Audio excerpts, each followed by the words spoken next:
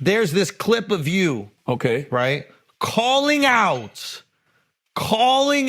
politicians for seemingly forgetting all the horrible things they've said about Donald Trump the second he won the election. Okay. And then people have noticed that you might have said some of the same things about Donald Trump before the election, and now it seems like you're saying, let's move on. Is that true? I got a lot of people sending me this clip, bro. Yeah, I want all of them to suck my dick. Whoa! From the back. Whoa!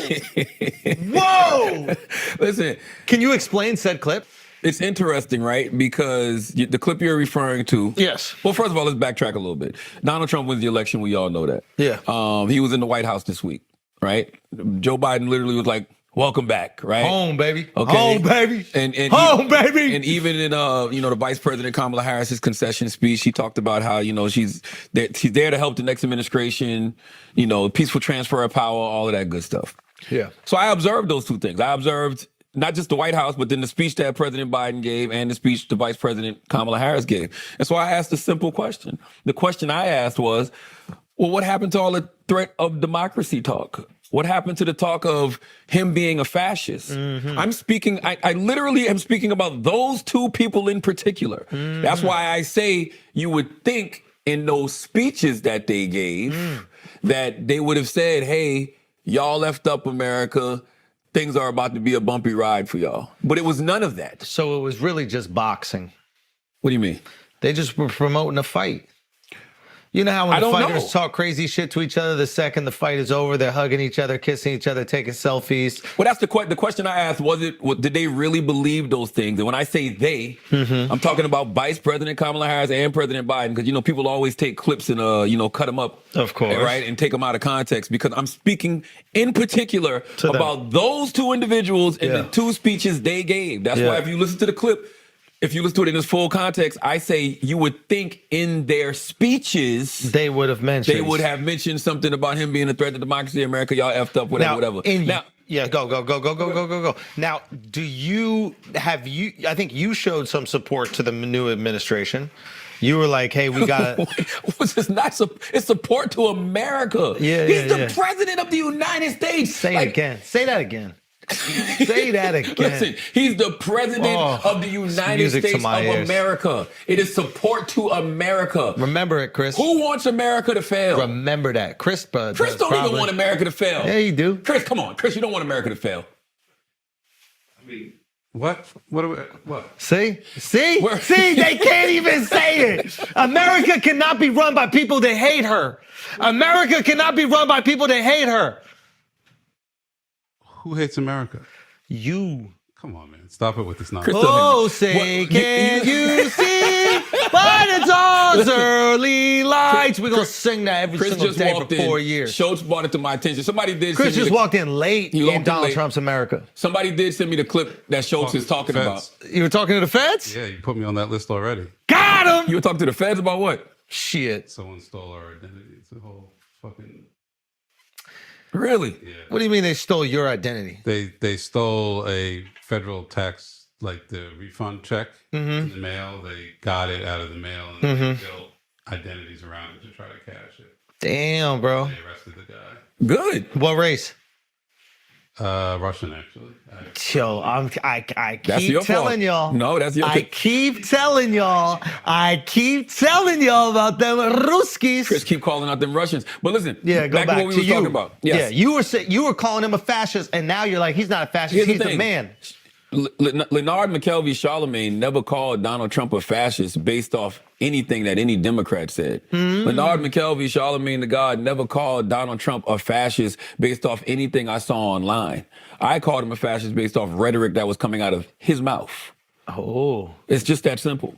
So do you still think he's a fascist? Because that's what we all got to clear up. The jury's still out. So you're basically saying, hey, if he does all those things that sounded like fascism, absolutely, then he's a fascist. You're hoping that he doesn't do those things for the good of America. I do not want him to do any of those things. I thought I was clear on that. But now, can the people that you were criticizing also feel the same way? Can Biden and Kamala also feel the same way? Or do you think that they're being hypocritical? I think that they're being hypocritical. Because They're elected officials. It's the president of the United States of America and the vice president. Yeah. It's one thing when I'm But you're the foremost political journalist of our time. You know what I'm saying? I mean, along with me that's why as well. That's why they can't stand me. Why I'm up here in a black hoodie and legacy of resilience attire with Tim's on, not even tied up, got a lisp. Dirty underwear. You know what I'm saying? No, underwear's clean. Okay. All right? Whatever. You know what I mean? Whatever. Right? But fuck all that. I think that when you're an elected official, president of the United States of America, vice president, Yep.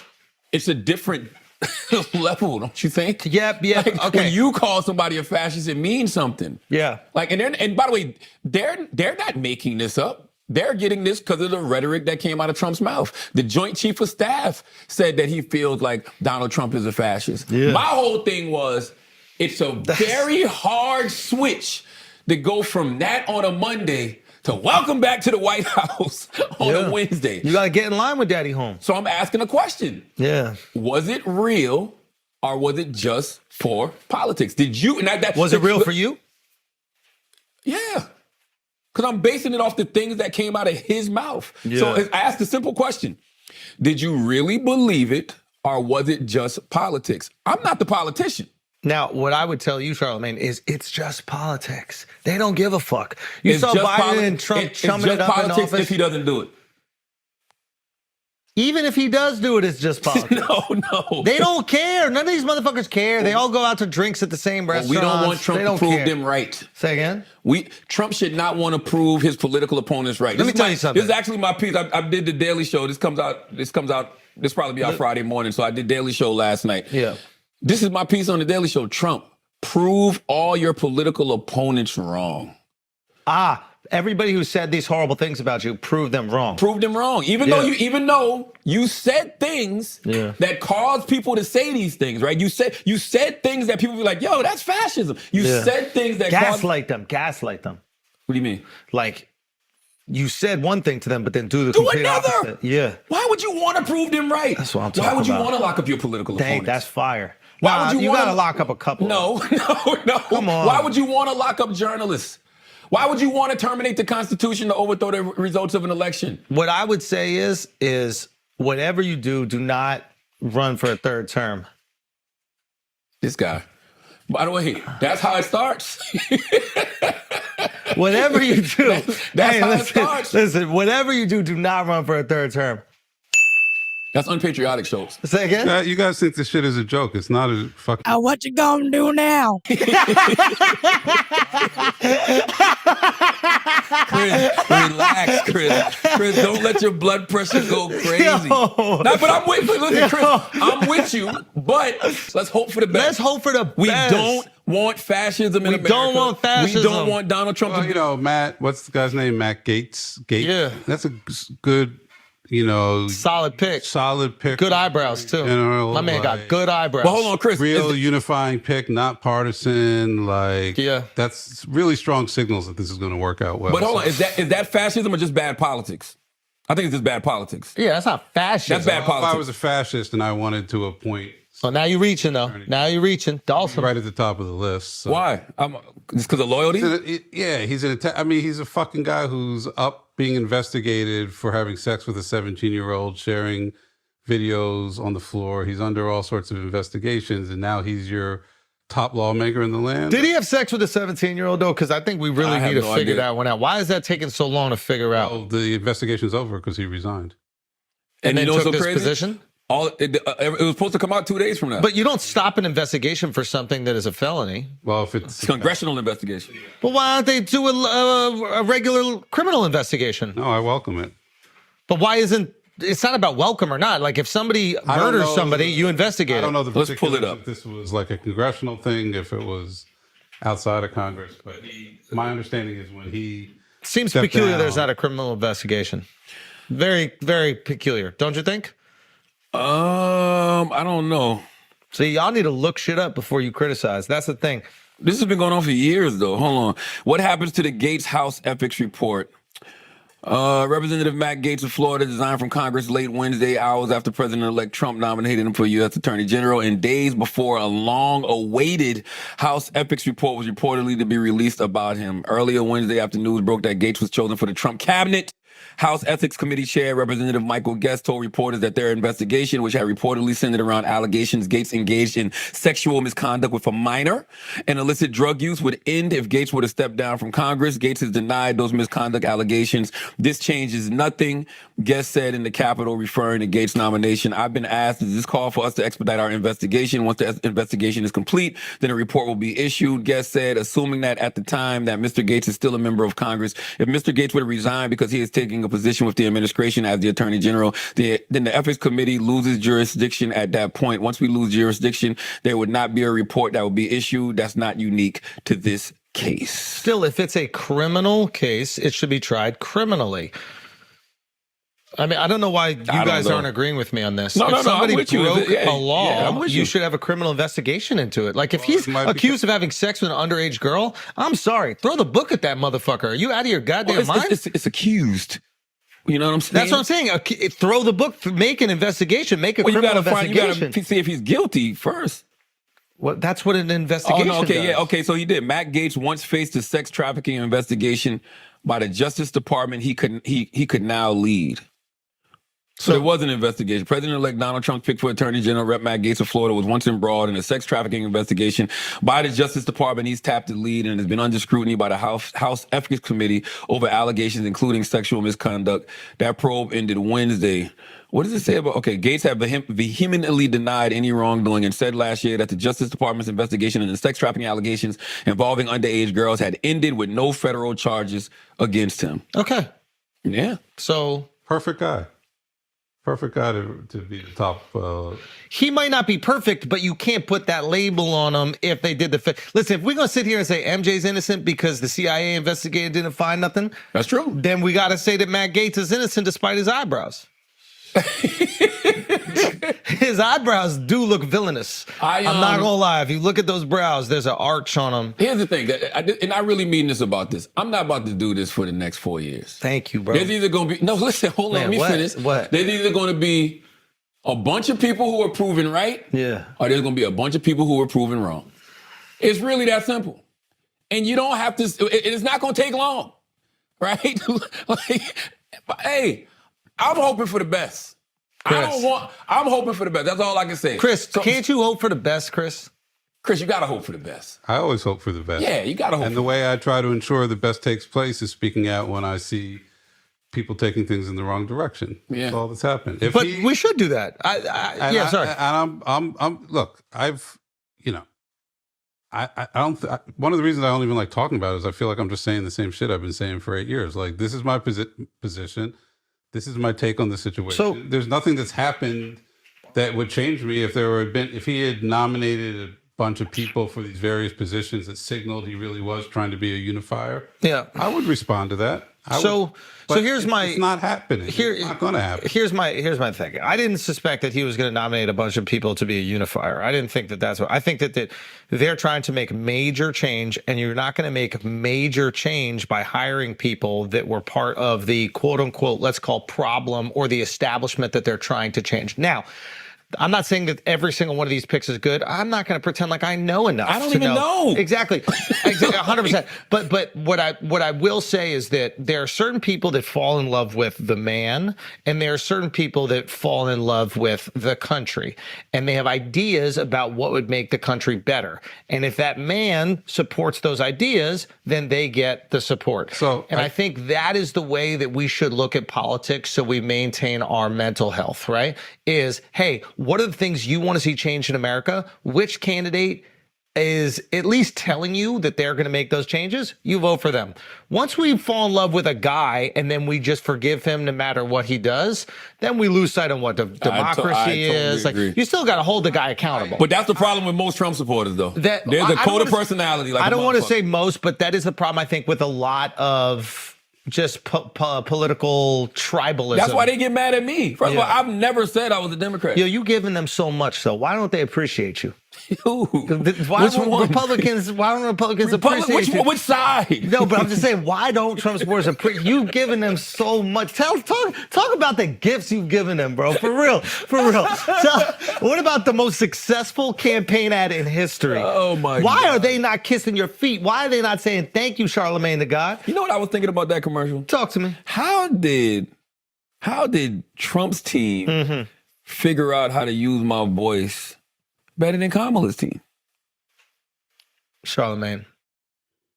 Like seriously, I want you to just sit back and think about this. Yeah. How did they figure out? Because I was reading about that. I was reading about that in the New York Times, and Bill Clinton had been telling Kamala's team, like, y'all have to do something to combat these ads.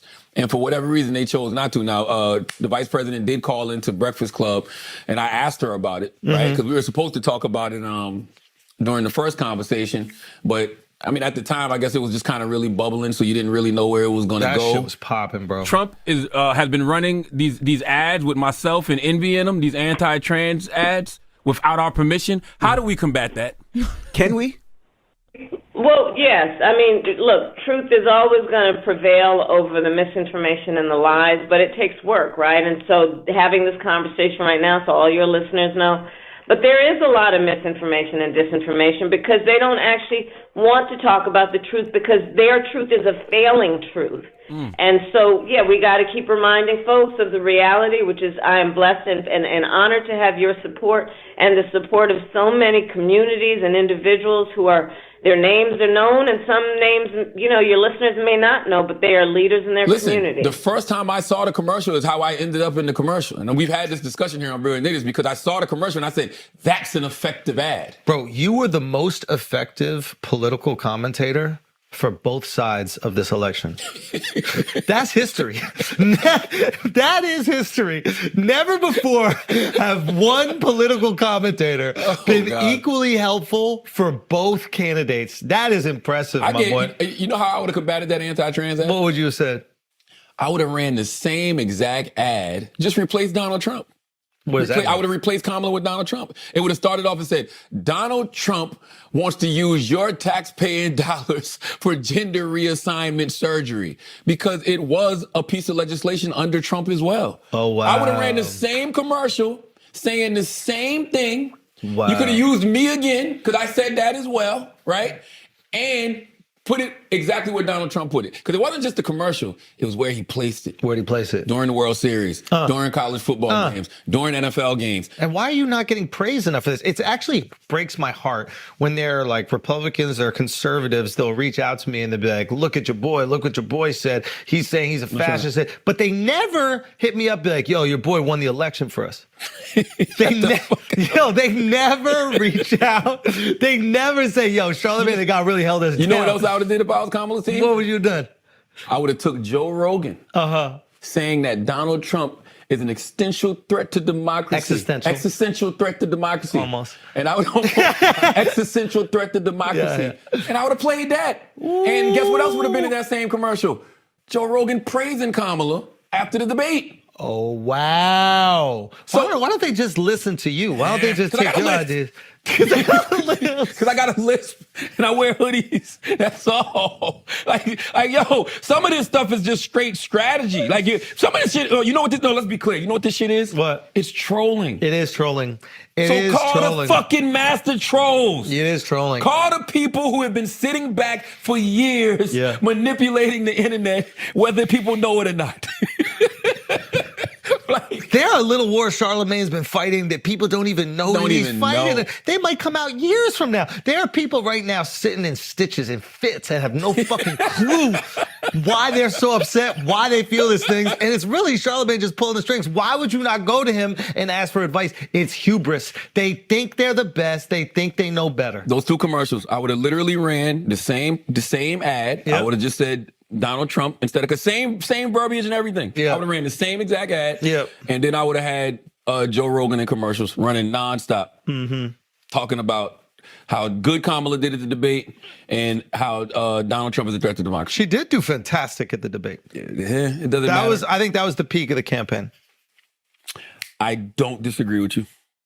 I think they didn't know where to take it after that. I think they were terrified of losing after that. They're like, I think we got it. And every move after that was, let's just secure this. Man, it's so funny that at some point I really would probably want to work on a campaign just for the strategy aspect. 'Cause I love strategy. I love doing shit like this, right? Yeah. After the debate is when you take her and she does her whole podcast go tour. crazy. Because you just saw her unscripted going back at Trump. Like, who are you afraid of after you do that to Trump? Nobody. And then what was the second best moment after that? After the debate? Brett Baier, probably. Yeah, because she was that's really her. Like, she wasn't she's her best when she's angry. He's saying she went into a prevent defense. Basically. She went to prevent defense. That's right. Like, there were the best moments of the interview you did with her was when you gave her pushback on things, and then she responded in the moment. She didn't go back to a scripted thing. Yeah. You gave her pushback. She wasn't expecting pushback, and then she had a real response. Yeah. But whatever. They think that they know better than everybody, and by they, this is most people in every industry that they're in. It's very hard for them to take outside information. And when you do that, sometimes you mess up.